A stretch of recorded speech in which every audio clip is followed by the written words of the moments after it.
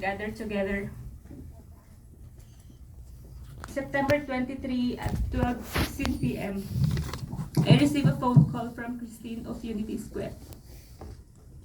And she said, Ate Jen, Boss Simon collapsed. And then I told her I was calm because at McDonald's that happens. People can pass out because it's too hot, they're hungry, no sleep. So I told her like just make sure the head is protected, that he's well ventilated. So I booked an Uber right away. On my way there, I'm still calm. I'm thinking that for sure he will get through this. I'm counting maybe hospital days.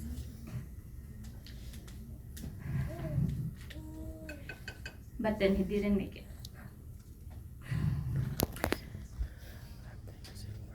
I was hoping that it's just like a big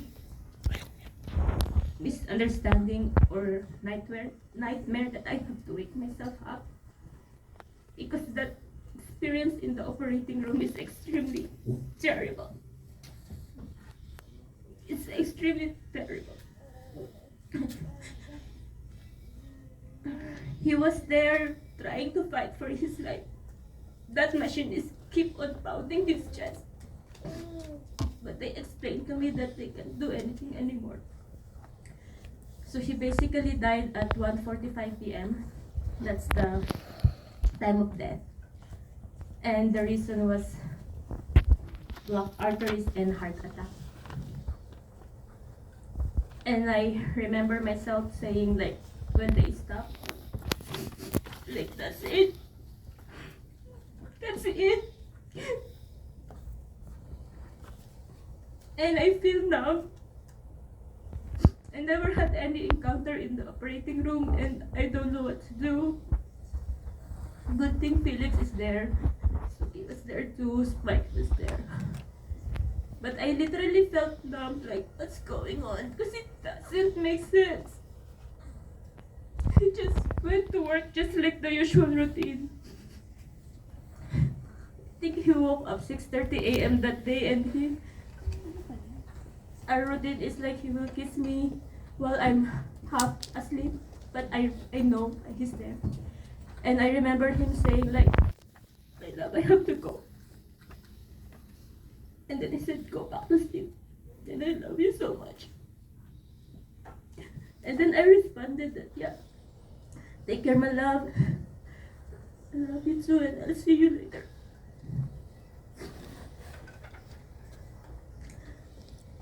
I don't drive by choice. So I take the bus for my 11 a.m. shift or so.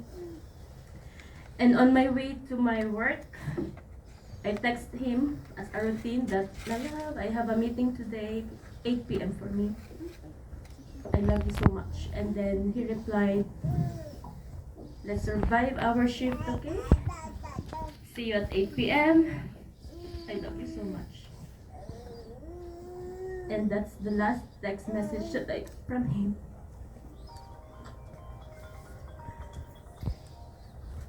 And up to this day, I totally don't understand why this too soon. I met him in McDonald's Millwoods. I'm pretty sure it's February 2, and some corporate people might know. At that time, I think he came from Unity Square, and he was like asked to like fix that store because it was a trouble store at that time. And he was there, I think 5 or 6 weeks, like it's planned. So, I think his first day there was Feb 1st, and I was off. And then Feb 2 is my first day there, and there's a new GM. And then when I was doing my pre-shift, I noticed that the cream machine is positioned differently. So I asked them, who changed the cream machine? And then he's right behind me. It's like, hello, miss. I'm Simon. I was like, oh shoot. That's the boss. So I was like, oh, nice to meet you. Right? And from there, like, like we didn't, like honestly, like at that time I was like, oh, I was like, right? But then we spent some time together professionally, don't worry. There are times that, because I was the gel manager, and then I was like, hey miss, we're gonna go for Goys. Like we have to go to this dealership around here.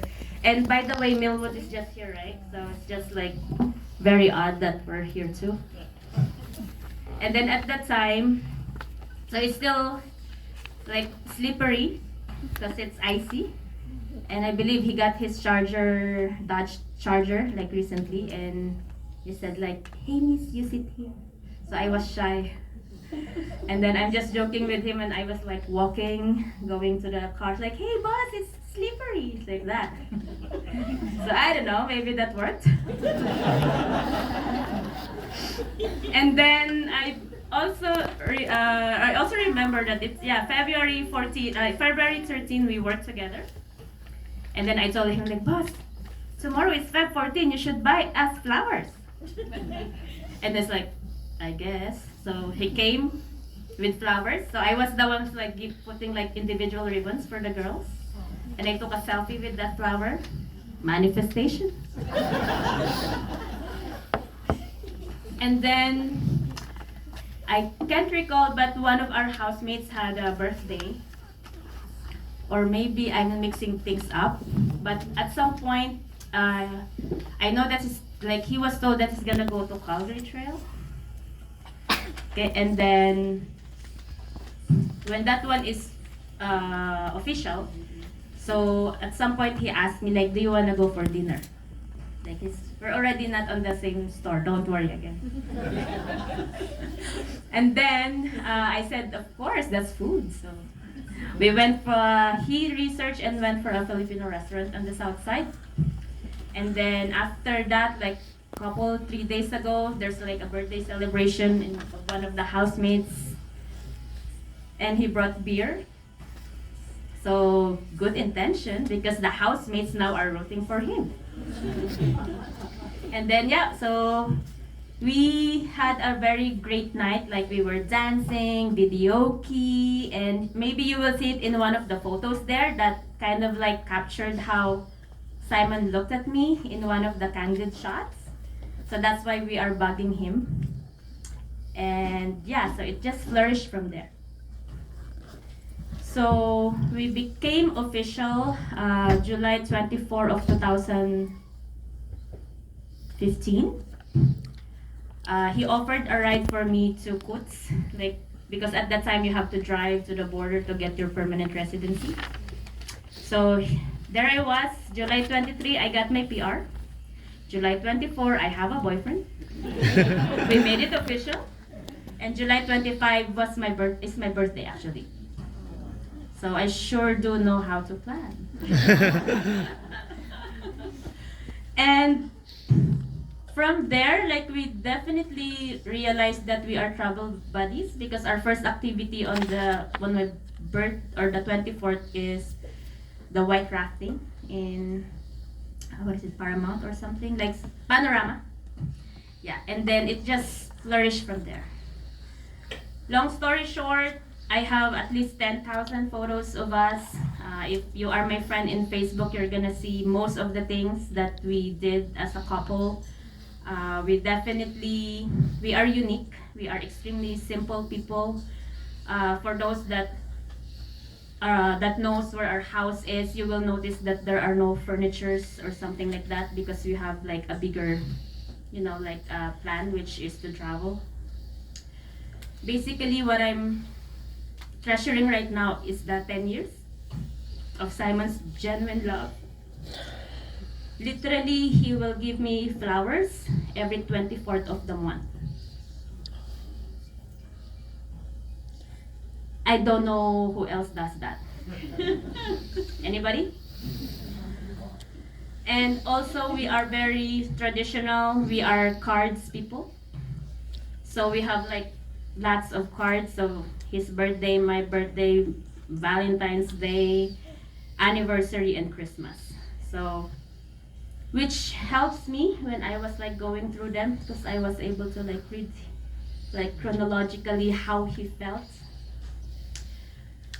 Personally, I didn't know the background of the family because he was very reserved about it, and I respected that. So it's just recently that I knew some of them. That's why I'm also excited to be with the Boisvert family. Did I do it? Because we pronounce it as Boisvert, and he was like scratching his head. And just to share you, like, you know, like the love story that we have. Sit down. I don't know, but when we started our relationship, it was very clear that I am not demanding for marriage. Like literally. I'm not pressuring him, not even kids. And for me, I'm an only child. And to be honest, I'm not really fond of little kids running around. I never had an experience of taking care of cousins because I grew up in Manila. And maybe that's why for me. And then now, recently, I knew why for him. Mark Boisvert, unfortunately, passed away when he was 37, also because of heart attack. And now it makes all sense why Simon doesn't want to have kids, because he's literally scared to leave children because he went through so much. And also, for those who worked with him in McDonald's, you know that he's extremely systematic, organized person. And again, it makes sense again now. So he turned 38 last June 14 of this year, and this tragedy happened. And as I was trying to go through I was able to decipher his Gmail, like his phone code and laptop code. And I was able to find like a folder that says Simon, and then there's a receipt of a diamond ring. I just found that like a few days ago. And going back to Linda, I told her like, hey, I think he got me a ring. But I told him like, but we have to be sure, maybe I'm delusional. And then so that gave me a motivation to go to our house, because from the 23rd of September, I have to go to Linda's house because there's no way I don't know what will happen to me. So that's my motivation to go home, thanks to my friend Dwayne. And Dwayne was trying to organize Simon's room. It's like just like an area with all of his stuff, but we have like our king's bed together, like the master's bedroom. So she was there like organizing for minutes, but she didn't find any. And then when it's my chance, I was like, okay, I'll try. So I had to like discern, like, okay, do I start with the closet? Do I start with the corner? And then I saw those luggages because we love traveling. So I instantly just like pull it forward, and there's the ring. So I reported again to Linda.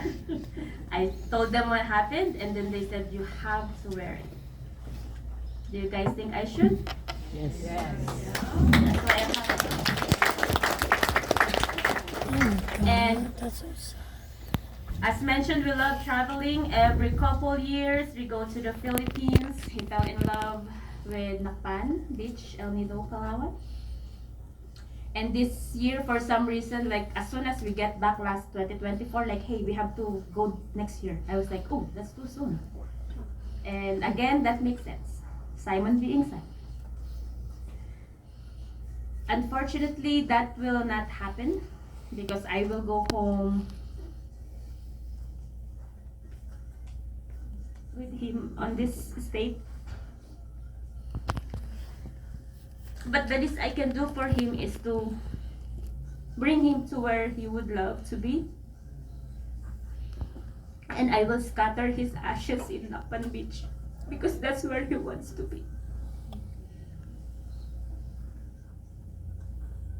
Even for myself, I was thinking like, am I like reading some sort of love novel?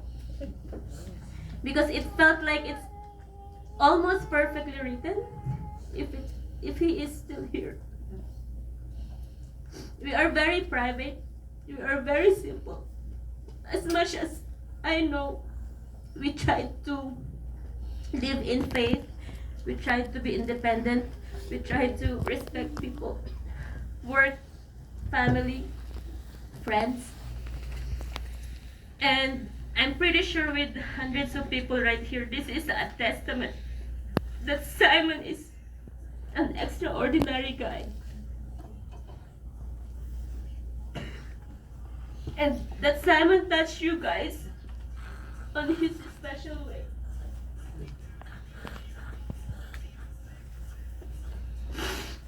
And I appreciate everybody being here. I'm gonna try my best like I tried. I think I stopped on that area, so I'm gonna catch up there. But I just want to celebrate Simon's life. And I need prayers from you guys because it's extremely difficult.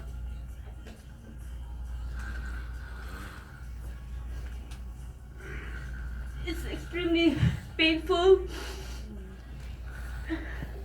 But at the end of the day, I have to be grateful.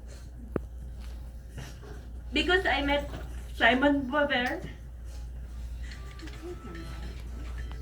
And with the love that we share together, it will be continuous.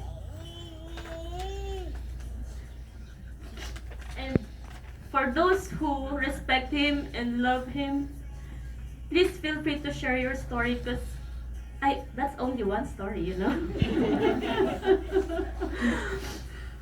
But sincerely, with the Slater family, with Boisvert family, I sincerely appreciate your prayers, your thoughtfulness of being here, your support.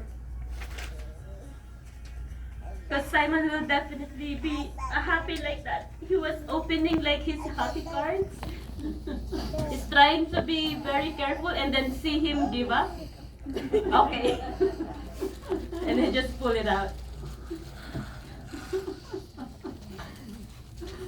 So please, so we can laugh, we can cry. That's why I wanted this, just, like not a programmed one. So just spontaneous, authentic, sharing. Let us know how Simon touched your lives. And thank you, Chat and Suki, the Team Sangha. We considered ourselves as a power couple. I believe we are. Simon believes so much with Chat's ability, with McDonald's brand, and he's very happy with what he contributed and accomplished so far. And with the friends and families and colleagues that he worked with, please remember him. Please remember how he made us laugh or cry. And sometimes he can be giving a tough love with work. But at the end of the day, guys, you know in your heart that Simon is passionate and Simon loved you. So thank you, everyone. Please, so let's have some snacks here. What we can do maybe with Anne-Marie is to like play the video from the start with the music. So that way we can appreciate. So I tried to make it like a little bit chronological. So it's like, like a little bit. And then so many videos, so many things.